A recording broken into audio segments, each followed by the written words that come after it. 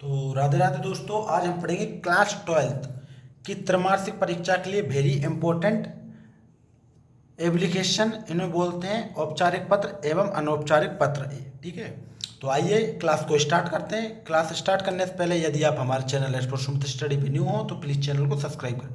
दोस्तों 100% 100% यदि आप इन एप्लीकेशन औपचारिक एवं अनौपचारिक पत्रों को पढ़ते हैं तो आपका एक भी क्वेश्चन बाहर नहीं जाएगी एप्लीकेशन। ठीक है, तो यदि वीडियो पर न्यू हो तो प्लीज़ चैनल को सब्सक्राइब करें। तो इसी के साथ पहली एप्लीकेशन क्या है कि जबलपुर नगर निगम के नगमा युक्त को नियमित जल आपूर्ति कराने हेतु आवेदन पत्र लिखना है। यानी कि आपके शहर जबलपुर में किसकी जल आपूर्ति यानी जल की समस्या के ऊपर आवेदन पत्र लिखना है। तो सबसे पहले अपन क्या लिखेंगे? आवेदन पत्र, क्योंकि आवेदन है तो इसमें लिखेंगे आवेदन पत्र।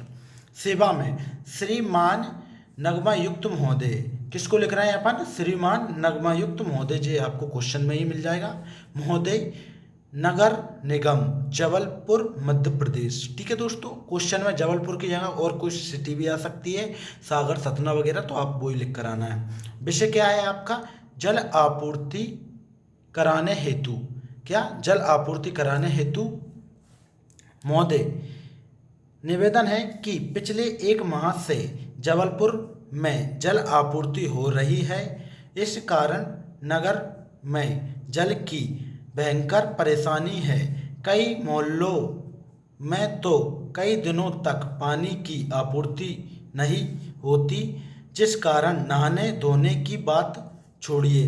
यानी कि कई दिनों तक जल की आपूर्ति नहीं हो रही है, नहाने धोने की बात तो छोड़िए, कभी कभी तो पीने के जल का भी संकट हो जाता है। ठीक है, क्या है? कई दिनों से आपके शहर में जल की भयंकर परेशानी हो रही है। कई मोहल्लों में तो जल कई मोहल्लों में तो क्या है दोस्तों, नहाने धोने की बात तो छोड़िए, पीने का पानी भी नहीं मिल रहा है। इसलिए अतः आपसे प्रार्थना है कि आप तुरंत क्या आपसे प्रार्थना है कि आप तुरंत ध्यान देकर नगर में जल आपूर्ति के लिए जनहित में यह कार्य शीघ्र कराएं। जी ठीक है, दिनांक आपके हिसाब से लिख देना है कुछ भी। विनीत सभी नगर निवासीगण, क्योंकि आप नगर की तरफ से दे रहे हो, जबलपुर मध्य प्रदेश। ठीक है, तो पहला टॉपिक क्या था आपका? पहला टॉपिक था जल आपूर्ति हेतु आवेदन पत्र। ठीक है, तो आइए देखते हैं नेक्स्ट एप्लीकेशन कौन सा है आपके लिए। तो दोस्तों यदि आप इनको अच्छे से कर लेते हो तो आपका एक भी बार नहीं जाएगा, क्योंकि ये एप्लीकेशन बहुत ही सरल भाषा में लिखी है। आपको परीक्षा दिन या गाइड में आपको इतनी सरल भाषा में नहीं मिलेंगी, 100% गारंटी है। तो नेक्स्ट है कि परीक्षा अवधि, यानी कि आपकी परीक्षा का समय है परीक्षा अवधि। ठीक, परीक्षा अवधि। तो ध्वनि प्रदूषण के लिए लाउड स्पीकर यंत्र बज रहे हैं तो उस पर प्रतिबंध हेतु आपको जिला अधिकारी को पत्र लिखना है। ठीक है, यानी कि लाउड स्पीकर के लिए एप्लीकेशन है, बिल्कुल ध्यान से समझेंगे, बहुत ही इंपॉर्टेंट है। ठीक है, तो सबसे पहले क्या आएगा? सेवा में जिला न्यायाधीश को लिख रहे हैं अपन। ठीक है, जिला अधिकारी को। ठीक है, जिला अधिकारी ग्वालियर मध्य प्रदेश। आपको किस में लिखना है? यदि आपको क्वेश्चन में नाम नहीं आता तो आप किसी भी शहर का नाम लिख कर आ सकते हो। तो सेवा में जिला अधिकारी ग्वालियर मध्य प्रदेश। वैसे क्या है कि परीक्षा समय में लाउड स्पीकर पर प्रतिबंध लगाने के लिए। ठीक है, वैसे आपका हो चुका है। इसी के बाद क्या है? महोदय सर्वनीय निवेदन है कि माध्यमिक बोर्ड की परीक्षा का समय नज़दीक आ रहा है, यानी कि आपकी जो बोर्ड परीक्षा है उसका समय नज़दीक आ रहा है।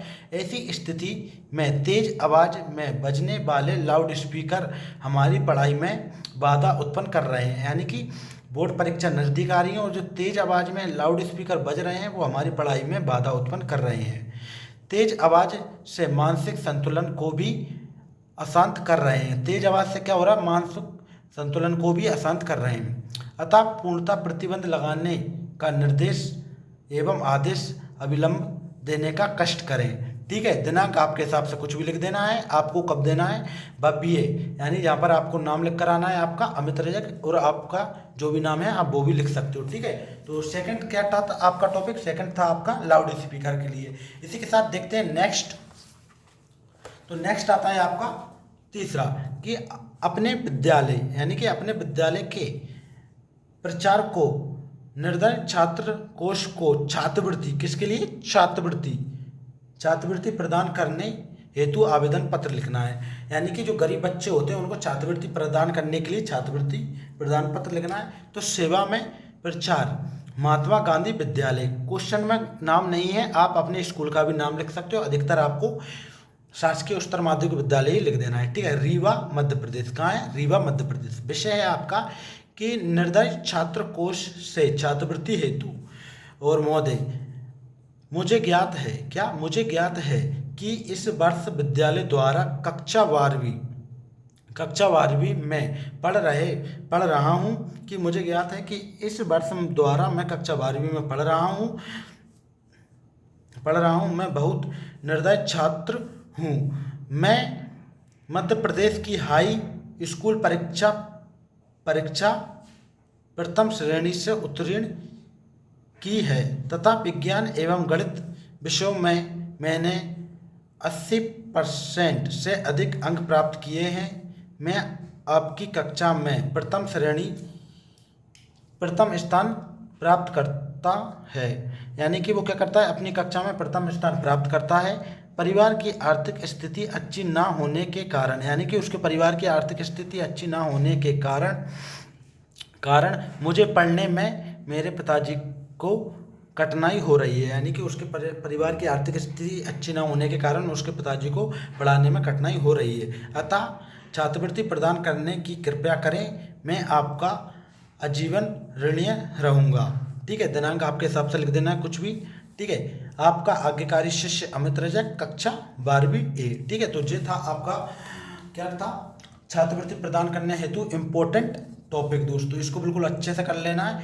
ये थे आपके लिए इम्पोर्टेंट त्रैमासिक परीक्षा के लिए। ठीक है, इसी के साथ देखते हैं नेक्स्ट क्या है आपका। नेक्स्ट रहने वाला है बहुत ही इम्पोर्टेंट दोस्तों, ये है आपके 4 नंबर पे। क्या है 4 नंबर पे? कि आपने पिताजी को एक पत्र लिखिए जिसमें परीक्षा की तैयारी के विषय में जानकारी देना है। यानी कि आपको अपने पिताजी को एक पत्र लिखना है। ठीक है, क्या लिखना है? पत्र लिखना है, और उसमें आपको ये बताना है कि आपकी तैयारी कैसे चल रही है। तो बिल्कुल ध्यान से समझेंगे दोस्तों कि 19 राजा राम मोहन मार्ग, यानी कहाँ है उसका पत्र? जो पत्र लिखते हैं उसमें आपको एड्रेस लिखकर आना होता है। तो इसमें क्या लिखा है कि 19 राजा राम मोहन मार्ग, विदिशा, दिनांक 22/2/2025। आपके हिसाब से तारीख मेंटेन कर लेना। ठीक है, इसी के साथ आता है कि पूजनीय पिताजी। आपको यहाँ पे प्रिय नहीं लिखना है, ना ही कुछ करके लिखना है श्रीमान श्री जी। आपको यहाँ पे लिखना है पूजनीय पिताजी। सदा चरण स्पर्श, यानी कि आपको स्पर्श करते हैं चरण यानी पैरों को। आपका पत्र प्राप्त हुआ, यानी पिताजी का पत्र प्राप्त हुआ। मेरी परीक्षा समीप आती जा रही है। उनकी मतलब क्या है? मेरी परीक्षा समीप आती जा रही है, अतः इस समय विशेष रूप से पढ़ाई करनी पड़ रही है। आपने मेरे अध्ययन के विषय में पूछा है। मेरे लगभग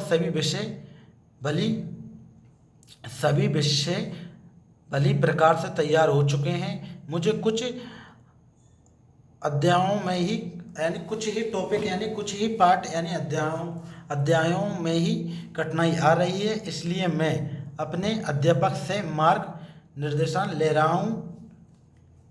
रहा हूँ। आप विश्वास रखिए, मैं निश्चित रूप से प्रथम श्रेणी से उत्तीर्ण होऊंगा। अधिक क्या, माताजी से प्रणाम कहिए तथा सुमित को ढेर सारा प्रणाम। सुमित क्या है? उसका छोटा भाई है, उसको ढेर सारा प्रणाम। आपका पुत्र अमित रजक। ठीक है, तो ये हो गया आपका पत्र। पिताजी को पत्र लिखना था दोस्तों, बहुत ही इंपॉर्टेंट है। इसी के साथ नेक्स्ट आता है आज का लास्ट टॉपिक। मात्र इन 5 टॉपिकों की एप्लीकेशन तैयार कर लीजिए दोस्तों, आपकी एक भी बार नहीं जाएगी, 100% गारंटी है। ठीक है, यदि आप त्रैमासिक परीक्षा में अच्छे नंबर लाते हैं तो यस फॉर सुमित स्टडी को जल्दी से सब्सक्राइब करिए, क्योंकि जहाँ पर पढ़ाया जाता है क्या, जो मोस्ट है वही पढ़ाया जाता है, पढ़ो वही जो आएगा। ठीक है, हमारा कहना तो यही है कि अपने मित्र को बड़े भाई के विवाह में सम्मिलित होने के लिए पत्र लिखना है। ठीक है, तो पत्र जो लिखते हैं उसमें क्या होता है, आपको एड्रेस लिखना बहुत ज़रूरी है। तो एड्रेस लिखते हैं कि 57-103A, यानी कि 57-300A, बड़ी पोखर है। क्या है ये? बड़ी पोखर, तोप खाना, शहडोल। क्या है? तोप खाना शहडोल। दिनांक आपके हिसाब से लिख देना है, आप कब लिख रहे हो पत्र।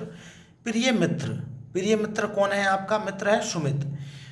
से प्रेम नमस्ते, यानी प्रेम भरा नमस्कार स्वीकार करें मेरा, प्रेम भरा नमस्कार स्वीकार करें। अत्यंत हर्ष, यानी कि अत्यंत खुशी के साथ, हर्ष के साथ आपको सूचित करना चाहता हूँ, यानी कि वो अत्यंत खुशी के साथ आपको सूचित करना चाहता है हूँ कि मेरे बड़े भाई का विवाह दिनांक 13 तारीख 2025, यानी 13 तारीख को, यानी आपके हिसाब से लिख देना है, ठीक है, इतनी तारीख को है, को संपन्न होना है। कार्यक्रम 11 तारीख से, यानी शादी कब है? 13 तारीख को है, और 11 तारीख से कार्यक्रम से प्रारंभ हो जाएंगे, यानी 11 तारीख से कार्यक्रम प्रारंभ हो जाएंगे। शुभ अवसर पर तुम सहपरिवार, यानी पूरा परिवार आमंत्रण हो। मैं चाहता हूं कि तुम 11 तारीख से पूर्ण, यानी कि 11 तारीख से कार्यक्रम तो स्टार्ट होने वाले हैं, उससे पूर्व यानी कि 10 या 9 तारीख से पूर्ण, यानी कि 11 तारीख से पूर्ण या 10 या 8 तारीख को आ जाना। मैं तुम्हारा प्रतीक्षा करूंगा, यानी कि मैं तुम्हारा इंतजार करूंगा, तुम्हारा मित्र अमित रजक। ठीक है दोस्तों, कुछ नहीं करना है आपको, मात्र अपने बड़े भाई को विवाह में सम्मिलित होने के लिए आपके दोस्त को इनवाइट करना है। ठीक है दोस्तों, वीडियो में आपको बताए गए हैं मात्र 5 टॉपिक, इन टॉपिकों को क्लियर कर लीजिए, आपका एक भी टॉपिक बाहर नहीं जाएगा। औपचारिक अनौपचारिक टॉपिक के ये इंपॉर्टेंट एप्लीकेशन थी। वीडियो अच्छी लगी हो तो वीडियो को लाइक करें एंड कमेंट करें। आज के लिए बस इतना ही।